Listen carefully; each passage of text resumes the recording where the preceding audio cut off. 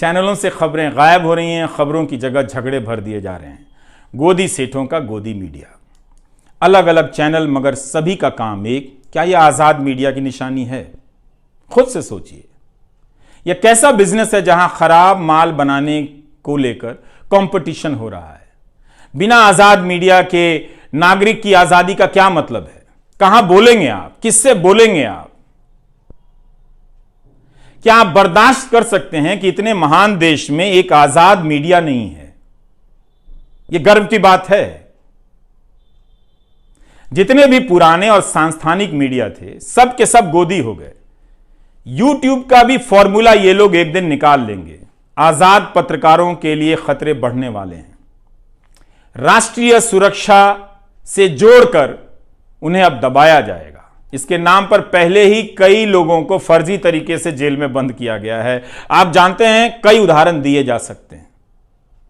तो अब बारी आजाद पत्रकारों की है। मगर आप जनता ने यूट्यूब पर अजीत अंजुम, अभिसार से लेकर संजय शर्मा, पुण्य प्रसून वाजपेयी, श्याम सिंह मीरा, गिरधारी लाल, साक्षी जोशी, निखिल वागले, इन सभी के चैनलों को सब्सक्राइब किया है। इसका मतलब है आप इस खेल को समझ गए हैं, तभी आप आजाद पत्रकारों को अपना रहे हैं। आपने एक गजब का यह काम किया है, शानदार काम है आप दर्शकों का।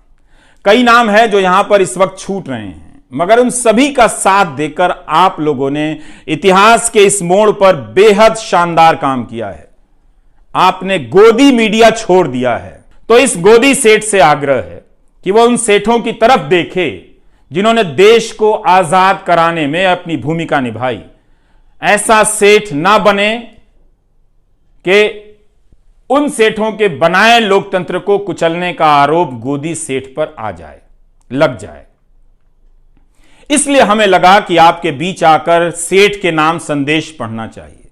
गोदी सेठ को बताना बहुत जरूरी है कि वो बिजनेस करे, खूब बिजनेस करे, मगर इस लोकतंत्र का बिजनेस ना करे, सूचनाओं का धंधा ना करे। ये याद रखे, गोदी सेठ अपनी दौलत से इस देश की शान को चमकाए, कोई हर्ज नहीं है, मगर उसकी शान से खिलवाड़ ना करे। जनता देख रही है। एक छोटा सा किस्सा और, आप बजट के समय फिक्की नाम की संस्था के बारे में सुनते होंगे। यह उद्योगों की बहुत बड़ी संस्था है। इसका गठन 1927 में हुआ था। जीडी बिरला और पुरुषोत्तम दास ठाकुरदास ने किया। मकसद था कि जो भारतीय व्यापारी हैं उनके हितों की बात अंग्रेजों की सरकार से की जाए। पर देखिए इस बात को कि कैसे वो अपनी बात करने गए थे अंग्रेजों से, लेकिन समझने लगे देश की बात। जैसे जैसे वे अंग्रेजों के करीब गए, बात करने लगे, उन्हें दिखने लगा कि कैसे अंग्रेजों ने भारत की संपत्ति को लूट लिया है, कैसी कैसी नीतियां बनाई हैं।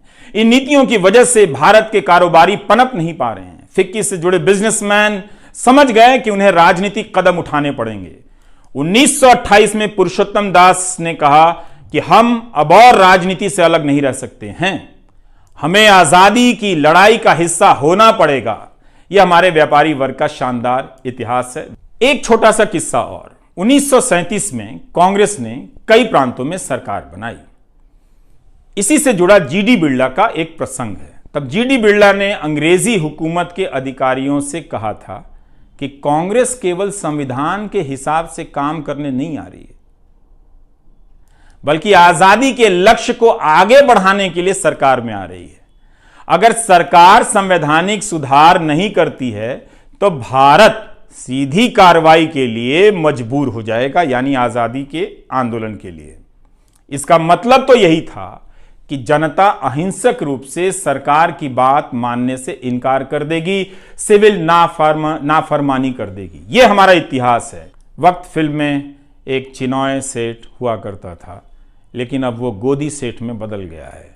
इसलिए आज का वीडियो बनाना पड़ा, बताने के लिए कि गोदी सेठ भारत की जनता को चवन्नी ना समझे।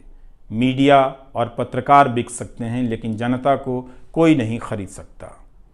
क्या दिन थे जब हमारे सेठ अंग्रेजी हुकूमत पर दबाव डालते थे कि जनता का दमन मत कीजिए, कांग्रेस और प्रेस से बैन हटा दीजिए, मगर अपने बिजनेस को इसके लिए उन्होंने खतरे में डाल दिया। मगर आज हम कहाँ पहुँच रहे हैं? यही याद दिलाने के लिए था सेठ के नाम संदेश। गोदी चैनल देखना बंद कर दीजिए। बिना मेहनत के, बिना समय लगाए, बिना किसी खर्चे के आप अपने प्यारे देश के लिए इससे ज़्यादा कुछ नहीं कर सकते, इससे बेहतर कुछ नहीं कर सकते। नमस्कार।